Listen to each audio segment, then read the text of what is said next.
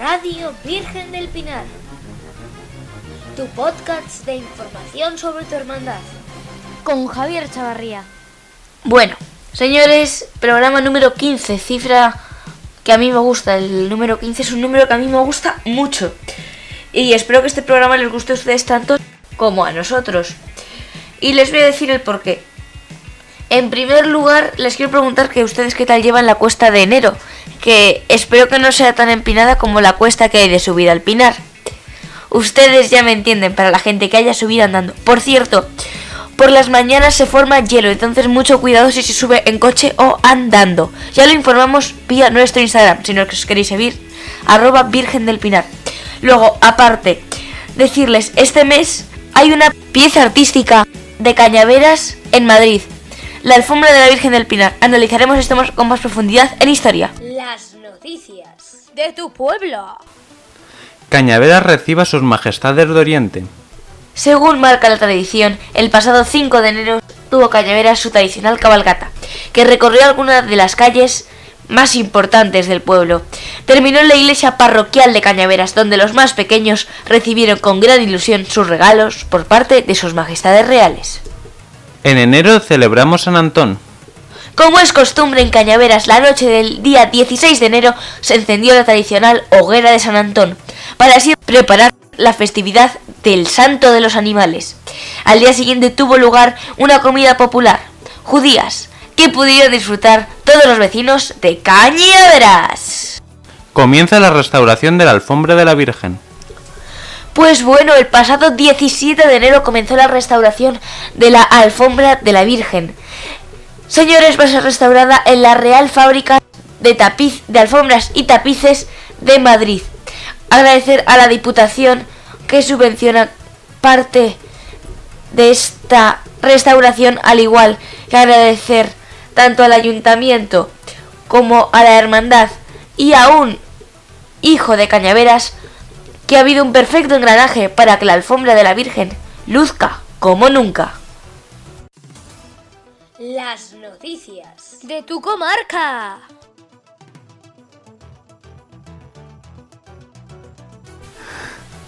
El Villar de Domingo García eleva a su padrón en 13 habitantes en una Alcarria conquense que pierde a más de 210. Este año, Villar de Domingo García ha ganado 13 habitantes y se pone en cabeza de esta carrera por a ver quién gana más. Luego en segunda posición tenemos a Valdeolivas, que suma 8 habitantes, Leganiel, que suma 7, Villar del Infantado 5 y Las Villas de la Ventosa, que suma 3, pero no se quedan atrás Villanueva de Guadamejut, que suma 2, Huete, que suma 1, Villarejo de la Peñuela, que suma 1, La Peraleja y Portal Rubio de Guadamejut, que también suman 1. Estos son los únicos municipios que siguen a Villar de Domingo García, siendo los únicos municipios de la Alcarria conquense que aumentaron su padrón durante el 2017, mientras que el Vindel lo mantiene intacto en 10 habitantes.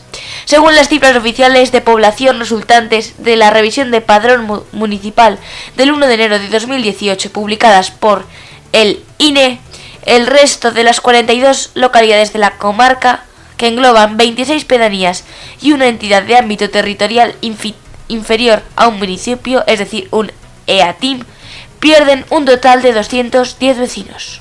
La Alcarria conquense es una comarca muy desconocida para el viajero, pero con un gran potencial. Bueno, pues la Alcarria conquense es una zona todavía por explotar y muy desconocida para el viajero, que en su mayoría ni siquiera la tiene como una opción para el turismo de fin de semana, a pesar de su cercanía con Madrid. Es la percepción, según ha informado a la redacción de Alcarrias Más, de la organización y portal de reservas más importante de ámbito nacional, casasrurales.net, que dicen que la Alcarria conquense es una zona con un ámbito de reservas muy bajo. Según ha explicado su responsable de contenidos y su responsable comercial, Alcarrias Más, dicen que principalmente el turismo en Cuenca va a la serranía, y si se comparan con provincias a una distancia similar de la capital como Ávila o Segovia, afirman que el contraste es bastante llamativo. Vamos, que es muy negativo. Se realizan investigaciones sobre 23 vestigios de la arquitectura fortificada de la Alcarria conquense. 23 elementos de la arquitectura fortificada de la Alcarria conquense, entre castillos, villas, murallas y torres, formarán parte del libro que a modo de enciclopedia va a editar la Diputación de Cuenca con estudios arqueológicos históricos de un total de 104 construcciones defensivas de la provincia. Entre estos se incluyen Alcantuz, Alcoguajete, Castillo de Albarañez, Barajas de Melo, Bólliga, Bonilla, Buendía, Canalejas del Arroyo, Cañaveras, Cañaveruelas, Castejón, Castillejo del Romeral, El Castro, Cuevas de Velasco, Gascueña, Huete, Jabalera, Mazarulleque, Moncalvillo de Huete, Noeda, Priego, Torralba y Torrejoncillo del Rey, y también Loranca del Campo. Según estos listados de contenidos de la obra que han facilitado la redacción de Alcarria es más, SOS Patrimonio Conquense. Agenda. ¡Feliz Año Nuevo! Que aún no se lo hemos comentado, pero también en este mes en Agenda, si viven en Madrid o cerca, les queremos animar a que acudan a la Fundación Real de la Real Fábrica de Tapices, donde se está restaurando la alfombra. Les voy a dar los datos. Calle Fuenterrabía, ¿vale? Sin número. De lunes a viernes de 10 de la mañana a 2 de la tarde. Ya me entienden. Bueno, uno de mis principales sitios favoritos de la capital es esta zona, porque tienes El Retiro a 5 minutos, Atocha a 2 minutos. Aparte de estar en un edificio histórico y precioso, por dentro hay museo y puedes ver cómo van los trabajos. Por cierto, coméntanos con el hashtag Alfombra Cañaveras. Historia. Bueno, este mes en Historia quiero hablar un poquito con ustedes de la alfombra. Ya sabemos su pasado, pero ¿cuál va a ser su futuro? ¿Cómo se va a restaurar? Bueno, lo primero de todo, decirles que en nuestra página web, es decir, www.virgendelpinar.com, hemos habilitado una pestaña dentro de Ver y Hacer sobre la alfombra, la restauración, el proceso, porque la alfombra también además ha salido en los medios, que yo cuando lo vi me quedé como, ¿cómo? Pero sí, la alfombra posee un gran deterioro, sobre todo los laterales de la misma. Las esquinas se encuentran muy deterioradas. Otra de las grandes deficiencias que se presenta es la gran suciedad que posee, polvo, restos de cera, etc. Todas estas deficiencias se van a solucionar en la restauración que se lleva a cabo en la Real Fábrica de Tapices. Les voy a leer alguna pequeña parte de este documento que tenemos en nuestra página web subido, que entre otras cosas nos pone fotos de la alfombra y también nos dice qué se va a hacer con la alfombra. Pues lo primero que se va a hacer va a ser una limpieza. Luego se va a conservar mediante la consolidación de soportes auxiliares por puntos de restauración.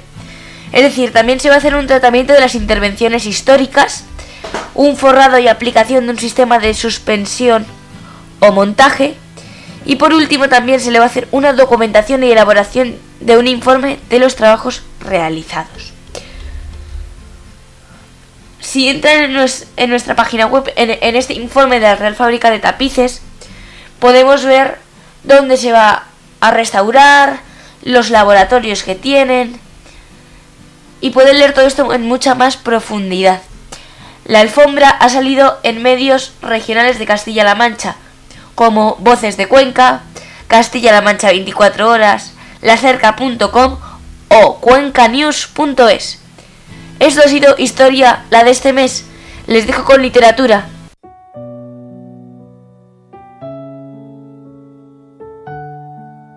Literatura.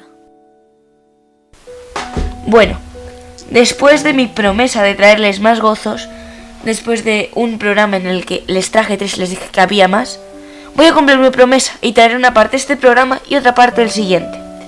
Comenzamos.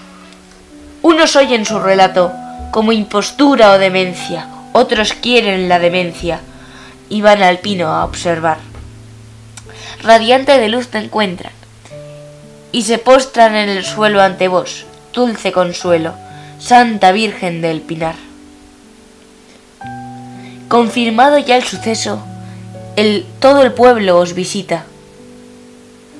Y hasta haceros una ermita, con gozo os baja al lugar.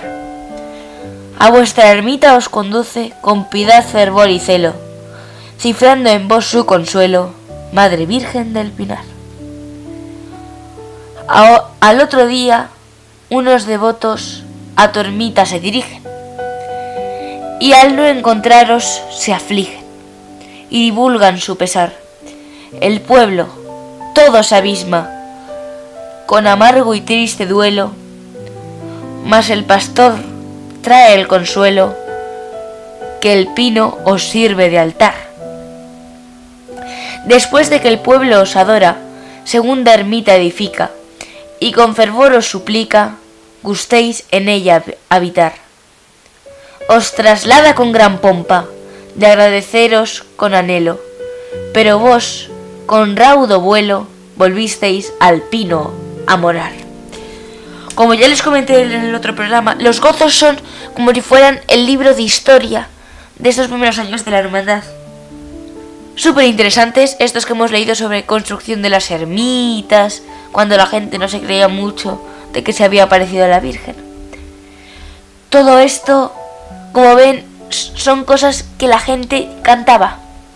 Hoy ya es raro oír todos los gozos cantados. Dicho esto, les dejo con una entrevista, segunda parte, pero yo diría más interesante que la primera.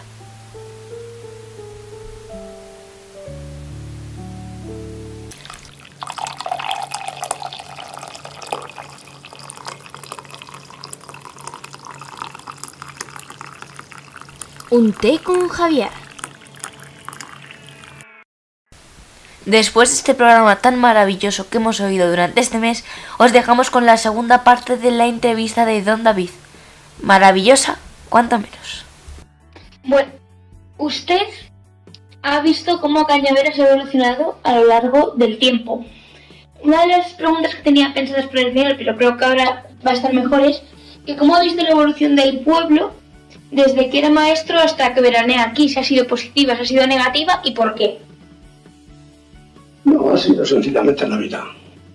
Cuando yo me fui, en el año 77, 78 sería, pues entonces comenzaba, algún año antes comenzó ya el despoblamiento de los pueblos hacia la ciudad.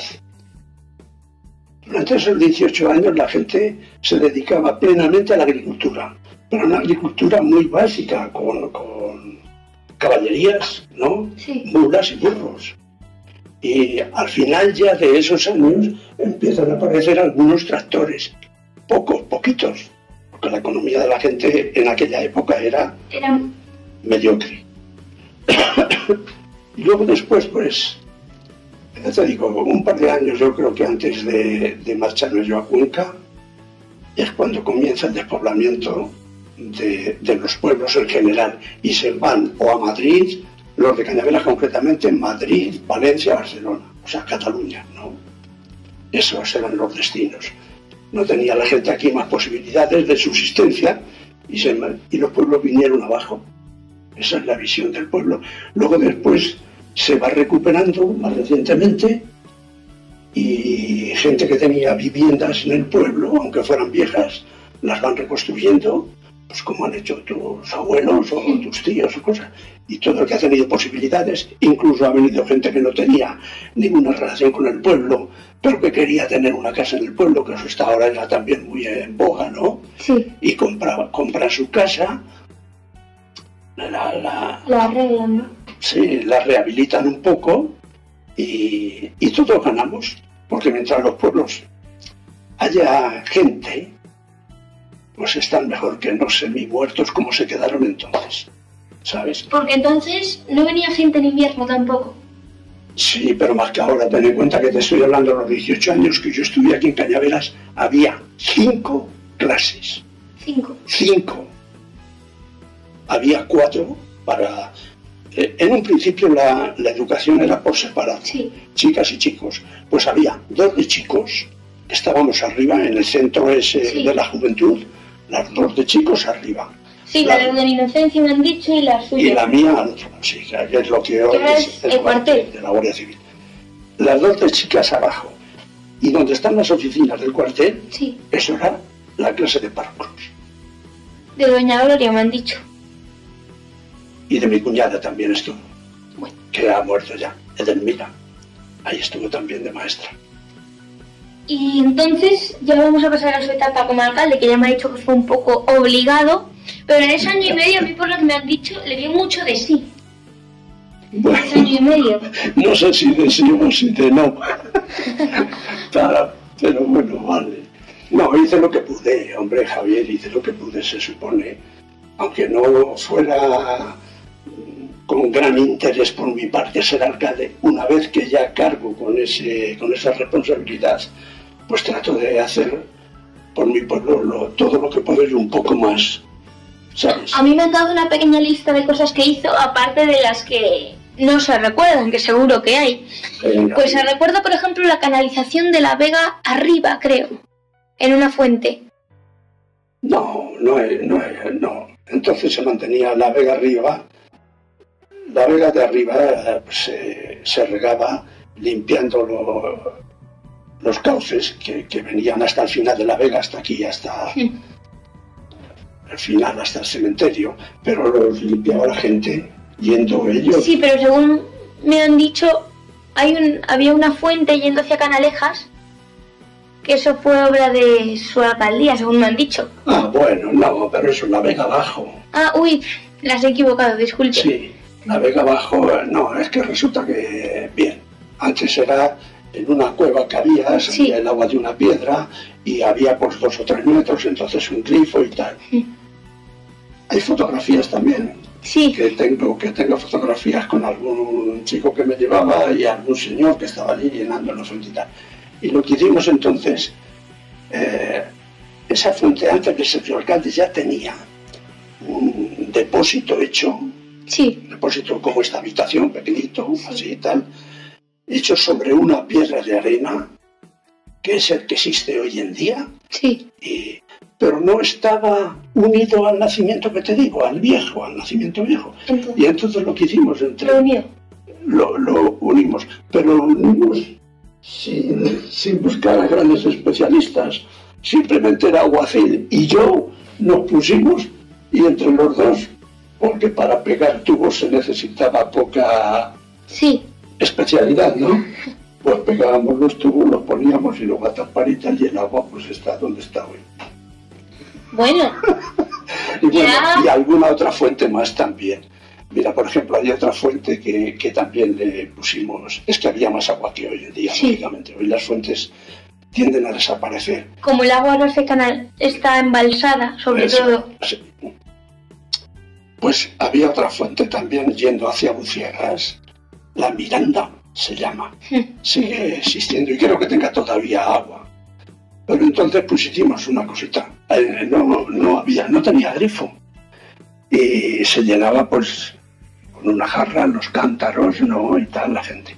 Y entonces, fíjate también los operarios que hicieron, entre José Luis, el del súper, Sí, el marido de Tere, sí, pues entre José Luis y este señor que te está hablando, sí, le pusimos 2 metros de goma. tubería por debajo y la llevamos al otro lado del camino, que había ya desnivel y grifo. Y entonces tapamos la choza para que no pasasen perros y tal, ¿no? Vale. Bueno, eran cosas que me servían de distracción, no tiene tampoco más importancia eso, ¿sabes? Porque como ves son chapejas. Bueno, pues también hay una obra más grande que data, según el archivo del ayuntamiento, de su época como alcalde. El frontón, Sí, eso sí. según la gente, fue su principal obra como alcalde. El inicio sí, lo planteamos así. Y en el frontón hay otra curiosidad que te va a gustar mucho. Pues cuéntamela, hombre. Me da la impresión que te está interesando lo que te estoy diciendo, ¿eh? Muchísimo.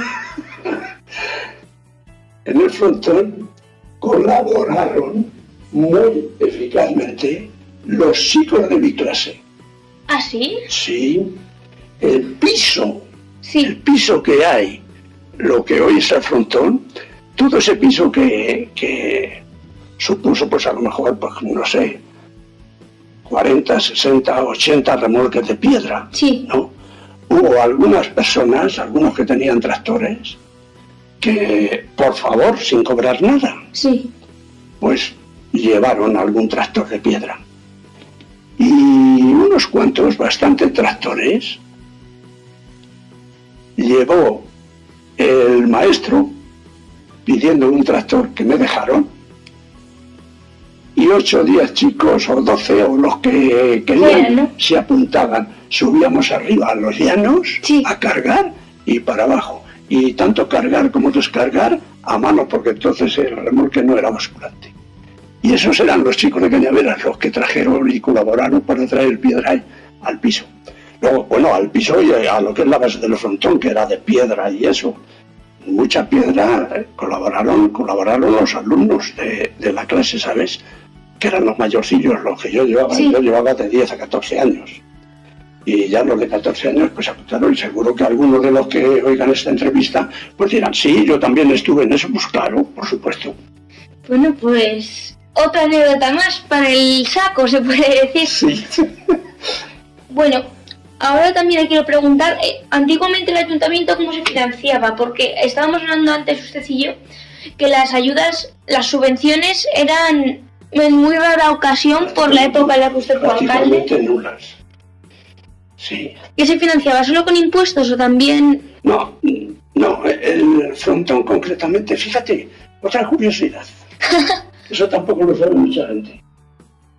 El frontón nos dieron una subvención, la más importante subvención, para pagar la obra del frontón y del polideportivo, campo de fútbol y frontón, no había más. Nos la dieron gracias a un señor de aquí de Cañaveras que ya ha muerto, lamentablemente, pero vamos, su mujer vive. José Luis Blanco. Hay que mencionarlo también. Sí.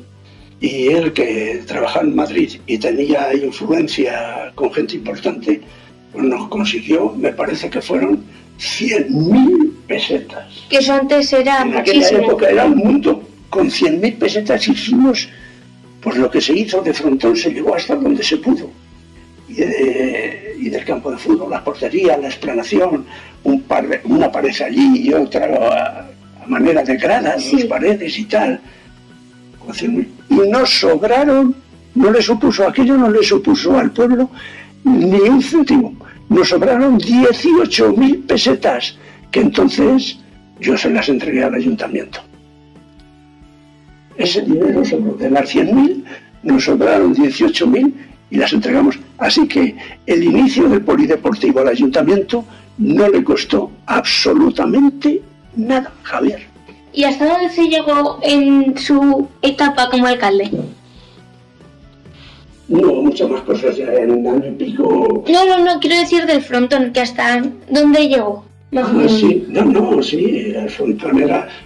se podía ya jugar al frontón y ya pues saltos de piedra, y eso lo que pasa es que después se le ha añadido en los laterales, entonces no había para todo lateral elevado, sino que había que hacerlo inclinado, ¿no? Se llamaban cuchillos, a manera de cuchillo. Sí. Y lo que daba el dinero. Se trataba de no pedirle al ayuntamiento, no por nada. Es que no tenía dinero el ayuntamiento para esas obras. El ayuntamiento podía arreglar, no que sé, pues algunas cositas o algo de alcantarillado que ya funcionaba, y agua que empezó por aquella época, siendo yo también maestro, y había averías y cositas ¿Y cuánta gente trabajaba en el ayuntamiento? Ahora mismo, por ejemplo, trabajan 2 personas. No, entonces el alguacil solo. Solo el alguacil, entonces solo era una persona. Solo el alguacil. No había para más. Si es que no había más dinero, Javier, entonces el dinero escaseaba, ¿sabes? Y entre lo que cobraba el secretario y el alguacil, prácticamente se iba el dinero. Pues la misma gente que hay ahora mismo. Bueno, pero ahora hay más gente, ya los impuestos son otros. Sí. Se paga por alcantarillado, por basura, por tal. Sí. Entonces no existía eso tampoco. Bueno, ¿y cuál? Porque también a mí me han dicho que usted ha recopilado historia de Cañaveras y ha sido parte de eso. Y le ha dado cosas al archivo y No. al Museo Arqueológico de Cuenca que ha encontrado usted aquí en Cañaveras, por ejemplo. Bueno, sí, bueno, no, pero eso no tiene importancia. Eso entonces me da el dato que usted tiene interés por recopilar la historia de Cañaveras. ¿De dónde nace este interés? Hombre, de ser cañaverero, como soy. De ser cañaverero, no cañaverense. Eso quiero también hacerlo resaltar, aprovecho la ocasión. Los de Cañaveras somos cañavereros, y eso de cañaverense es algo que se ha sacado ahora, porque parece que suena mejor, ¿no? Sí. Entonces a los de Buciegas habría que decirles, en lugar de buciegueros que han sido toda la vida, bucieguenses. O a los canalejeros, a ver, canalejerenses. Somos cañavereros y yo soy cañaverero. Y del interés de mi pueblo, pues entonces nace en mí el conocer algo sobre la historia de mi pueblo. Es lógico, ¿no te parece? Sí, bueno, pues como usted ha sido de las primeras personas en Cañaveras por tener interés por la historia, le quiero preguntar que cuál considera la parte más interesante de la historia del pueblo y cuéntenosla, hombre, por supuesto. Mira, te voy a decir que Cañaveras relativamente tiene poca historia. No hay grandes hechos históricos ni grandes épocas.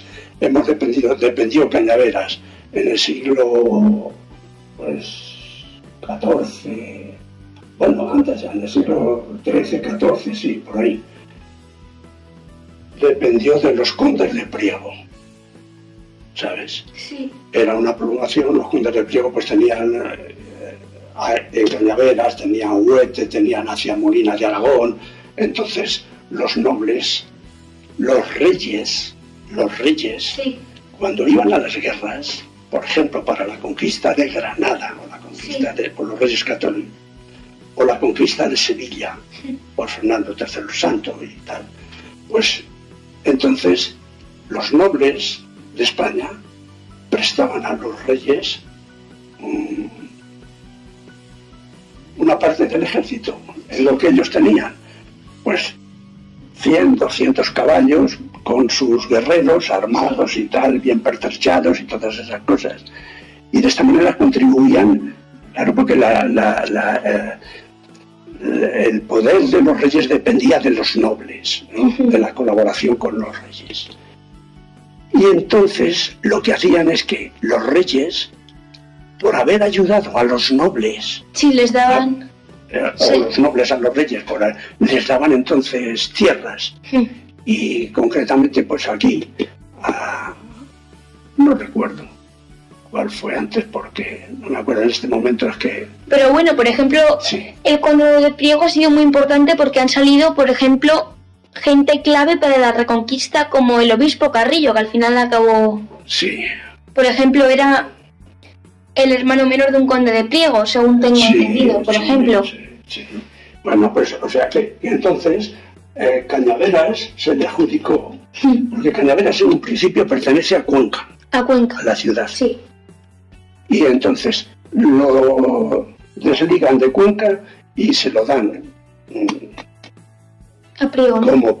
como premio por la colaboración de los Carrillo de Albornoz, que son los Sí. Los condes de Priego. condes de Priego, le dan Cañaveras, ¿sabes? Y comenzamos a funcionar, pues eso, dependiendo de los condes de Carrillo de Albornoz. Además es que, mira, de esta curiosidad sí me acuerdo, para que te quedes con ella. Los Carrillo de Albornoz se llaman así, se llaman Carrillo, Sí. arrancan de un emperador alemán. Vienen dos hermanos que se llamaban Carrillo de apellido. Sí. Bueno, no, perdón, no se llamaban Carrillo. Vienen aquí dos hermanos del emperador Berengario, me parece que era, Sí. no me acuerdo en este momento, algo así, ¿sabes? En la época de Fernán González, el conde Fernán González de Castilla, estamos hablando del año 1000, Ok. año 1900 y pico, redondeando el año 1000. Y vienen a ayudarle y se ofrecen sus servicios a Fernán González, conde de Castilla. Entonces no existe el rey todavía de Castilla. Sí. No existe. Después ya va creciendo. Estamos en la época de la Reconquista. Ajá.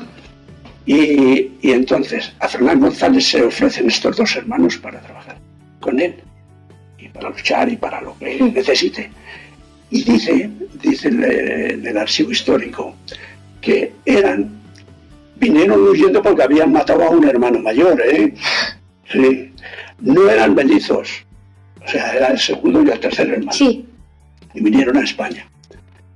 Y se parecían tanto, y eran tan iguales en su forma de ser y de pensar y de querer, que le llamaron, a título de apodo, le llaman Carrillo. Como los carrillos de las caras son iguales, sí, ¿no? Pues los Carrillo. Ahí arranca el apellido Carrillo, fíjate. Qué curiosidad. Pues sí que es una curiosidad muy curioseante. Sí, pero hay otra curiosidad también muy curioseante, porque el conde de Priego es Hurtado de Mendoza. Sí. Y entonces resulta que en Cuenca, por ejemplo, hay una calle, sí, calle Hurtado de Mendoza, ¿sabes? Y no recuerdo en este momento cuál era su nombre, pero bueno, el apellido era sí, Hurtado de Mendoza.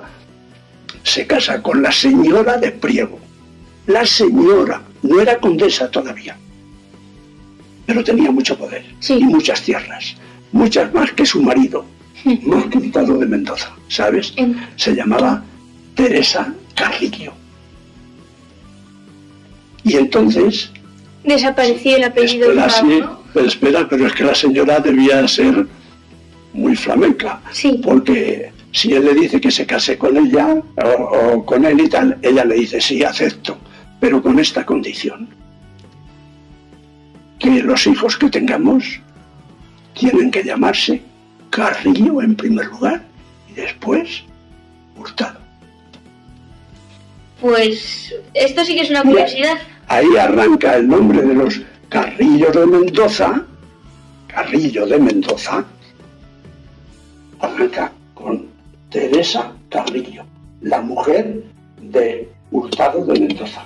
Pues bueno. Que le obligó a ponerle el apellido de ella delante, que normalmente, pues claro. Sí, es a la inversa. Exacto. Bueno, también... Son curiosidades, que yo creo que más importante. Te podría decir alguna cosita más, por ejemplo, del castillo, ya que lo tenemos aquí a mano. Pues cuéntamela, hombre. No, pero si entiendes que me voy poniendo un poco casar cortador. Vale, no se preocupe. No, que nada, te digo de aquí simplemente que sí, que el castillo, aunque mucha gente dice, no, esto no, sí, hombre, hay todavía cimientos ahí, se ven cimientos, se ven piedras, ¿no? Sí. Enterradas y tal. Yo las veo desde mi habitación, desde mi cama. Sí. Veo el castillo y los cimientos. Y el castillo de Cañaveras se construyó, estaba en obras hacia el año 1530, me parece que fue. Te estoy hablando de datos que hace mucho que no he repasado, ¿no? Y entonces sí, ya la memoria me va fallando y no te garantizo nada. Pero vamos, por ahí. Alrededor de 1530 se está construyendo, según he leído la historia de los condes de Priego, sí, el castillo de Cañaveras. Y en el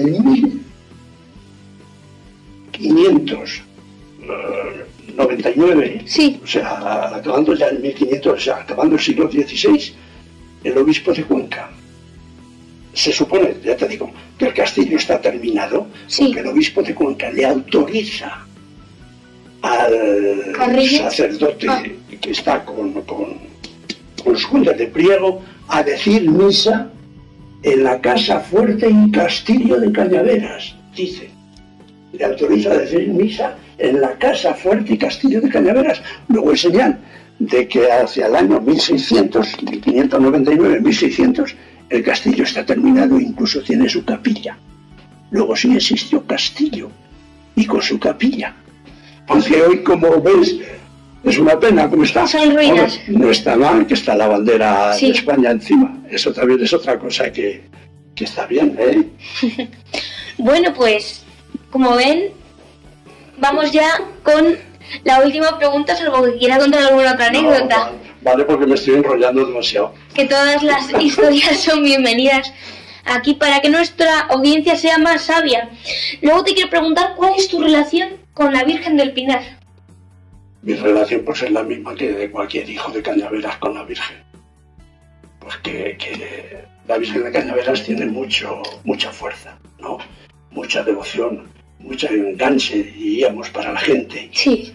Hasta el punto de que, fíjate, mi madre, que también, por supuesto, sí, era mucho de la Virgen y tal, y muy religiosa, y decía, en Cañaveras no hay Dios, solo hay Virgen.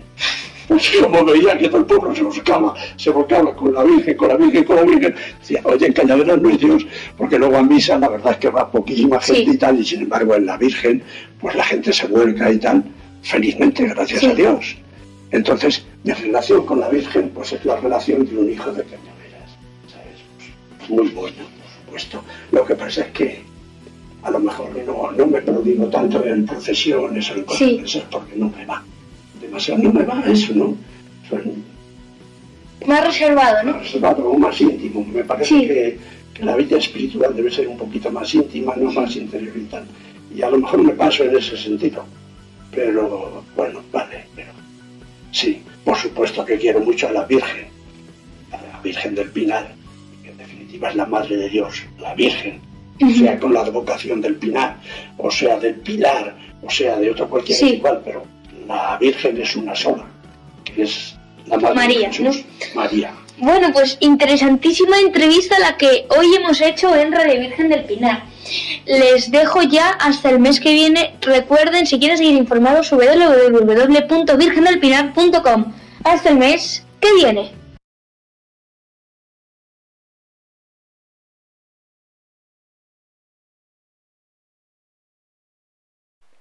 Una producción de CH Producciones.